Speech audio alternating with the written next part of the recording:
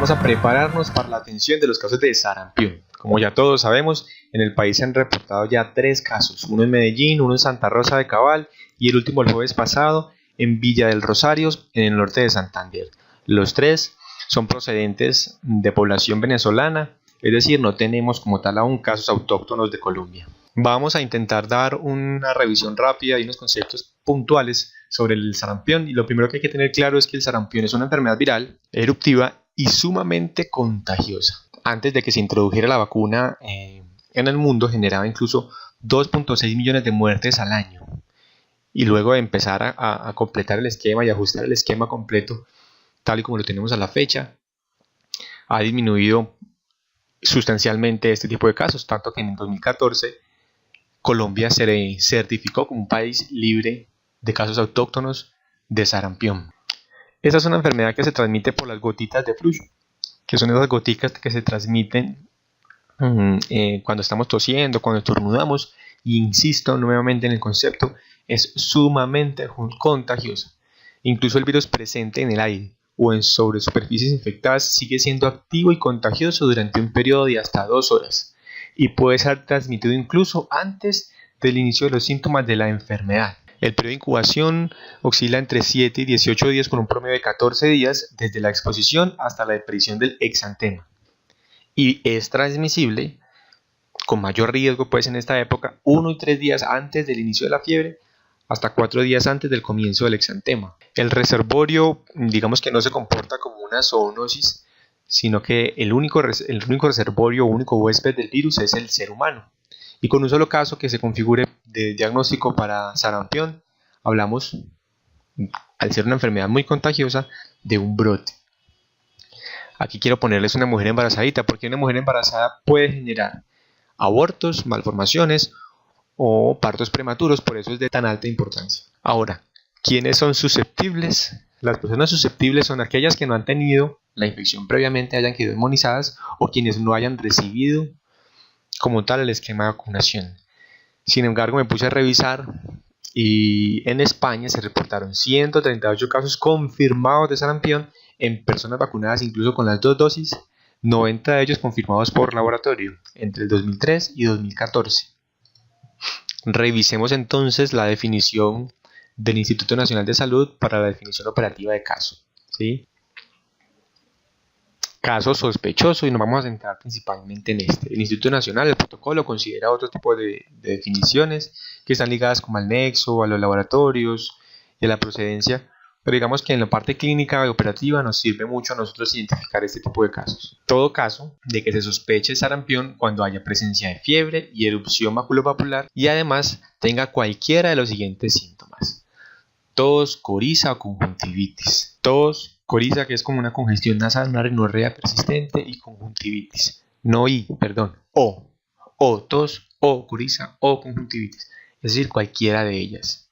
Y los que aparecen acá abajo, que dicen inflamación de cargos linfáticos retroauriculares, cervicales u occipitales y atralgias, son principalmente en los casos de rubeola, que van muy de la mano a ser enfermedades muy contagiosas y que están dentro del PAI, dentro del programa de vacunación. Es decir, siempre que tengamos un caso sospechoso con esta clínica, debemos notificar, llenando la ficha del Civigila, un caso sospechoso de sarampión. Ahora, cuando hablamos de fiebre alta, es fiebre alta, 38,5 o 40 grados incluso, es lo característico pues del paciente con sarampión cuando empezaríamos a sospechar un caso de sarampión. Ahora, ¿cuáles son las acciones importantes que hay que tener aquí en cuenta? Y en esto vamos a tratar de redundar un poco acerca de qué conceptos debemos manejar. Lo primero que hay que hacer es una notificación inmediata. En tanto tengamos el caso sospechoso por la clínica, debemos hacer inmediatamente la notificación. Comunicamos a la jefe de turno, comunicamos inmediatamente al líder de epidemiología y hacemos el diligenciamiento de la ficha epidemiológica y de la historia clínica. Coloco historia clínica porque necesitamos hacer una buena historia clínica reportando de dónde venía el paciente, hace cuánto empezaron los síntomas, dónde vive, ha viajado, no ha viajado, ha salido, es procedente de Venezuela, tiene su esquema de vacunación completo, muestra el carnet, qué fechas recibió la vacunación. Hacer un buen detalle en la historia clínica, porque un solo caso va a ser excesivamente estudiado para poder hacer todo el andamiaje del caso hacia atrás y poder identificar otros posibles contactos y así poder ir armando la red epidemiológica para prevenir la propagación de la enfermedad. Insisto nuevamente, diligenciamiento de ficha epidemiológica con todos los datos de identificación del paciente claros. No nos quedemos con los datos de facturación, sino que nuevamente preguntémosle dirección de residencia, número telefónico. Hagamos bien un buen diligenciamiento de la ficha epidemiológica y registremos en la historia clínica los mismos datos. Dirección adecuadamente, teléfono del paciente, inicio de síntomas, síntomas asociados, enfermedades, comorbilidades, de dónde viene, hacia dónde viva, todo tipo de consultas que podamos hacer a este paciente debemos registrarlas en la historia clínica para que quede una buena evidencia de la atención. Digamos que la tercera acción importante para hacer es el aislamiento respiratorio y por último los estudios de laboratorio. ¿Por qué el aislamiento respiratorio? Porque sabemos que es una enfermedad muy contagiosa y su principal fuente de contagio es las gotitas de flush, las goticas que se pueden expulsar durante la tos o el estornudo. Ahora, ¿qué estudios de laboratorio vamos a hacer? Bueno, lo primero que hay que hacer es detección de IgM en suero, en sangre. Una muestra de suero tomada al primer contacto con el paciente y hasta los 30 días de iniciada la erupción. Es importante.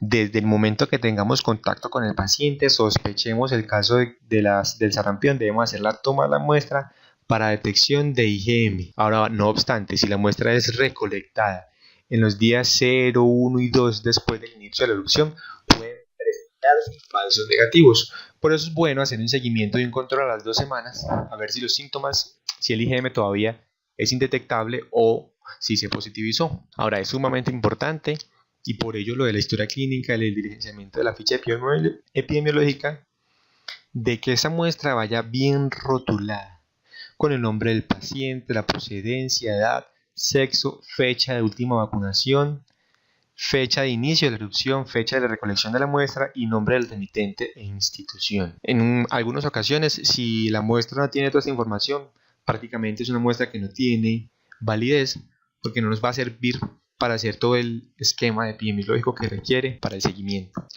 Ahora, a todo caso que se encuentre dentro de los 7 días siguientes al inicio de la erupción, vamos a hacerle detección del virus o aislamiento del virus en orina y en un hisopado faríngeo o nasofaríngeo. Vuelvo, insisto, a todo caso sospechoso que se encuentre dentro de los 7 días siguientes al inicio de la erupción. Esta información es la que se encuentra en el protocolo y de pronto el municipio o el departamento se podrá manifestar con algunas alternativas.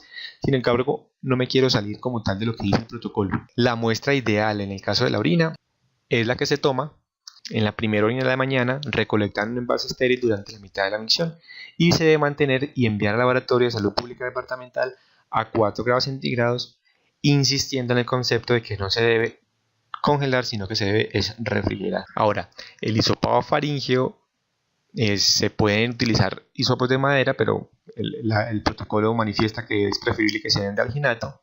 Se deben como tal frotar las fosas nasales y la faringe separadamente, es decir, un hisopo para cada una de estas zonas, si se va a tomar la muestra de ambas zonas, para poder obtener células de las paredes mucosas y dejarlas como tal en las paredes del recipiente que se vaya a conservar. Y listo, quiero que volvamos como tal a revisar el concepto nuevamente de las acciones que tenemos que hacer. No es muy complicado, pero es importante reforzar y redundar sobre el tema.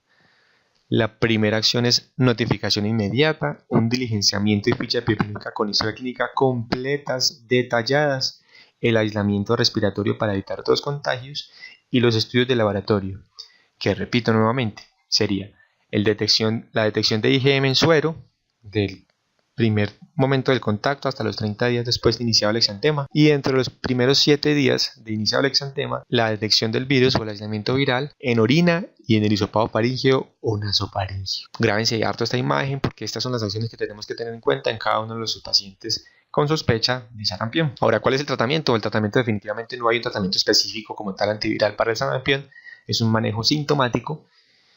Y lo que sí tenemos que tener en cuenta es la vacunación. Tenemos que hacer énfasis en el esquema de vacunación, hacer énfasis en las madres que traigan los pacientes que traigan el carnet de vacunación para poder hacer una adecuada revisión de la historia clínica y un registro de estos mismos. Ahora, quien se recupera del sarampión queda inmune de por vida para la infección y no le volverá a dar, ¿sí? ¿Cuál es el esquema de vacunación para el sarampión? Bueno, son dos vacunas. Como está el esquema actualmente diseñado, una vacuna se recibe a los 12 meses, es decir, al año, y la segunda vacuna o el refuerzo se recibe a los 5 años. Previo a este esquema se manejaba el concepto de que el refuerzo se aplicaba a los 10 años y por eso es muy importante y los grupos de vacunación están buscando a toda la población que tenga menos de 11 años, es decir, 10 años, 11 meses, 29 días, para asegurar que tengan el esquema completo de vacunación y asegurarles su dosis de vacunación. Insisto, revisemos el carnet de vacunación, el esquema de vacunación y registremos en historia clínica y en la ficha epidemiológica qué vacunas recibió y qué fechas fue las que recibió. Y ya, eso es todo lo que quería comentarles por el momento, preparándonos para el sarampión, para que cualquier caso sospechoso lo hagamos con el estricto cumplimiento de lo que manifiesta el protocolo. Espero les haya gustado y que tengan un buen día.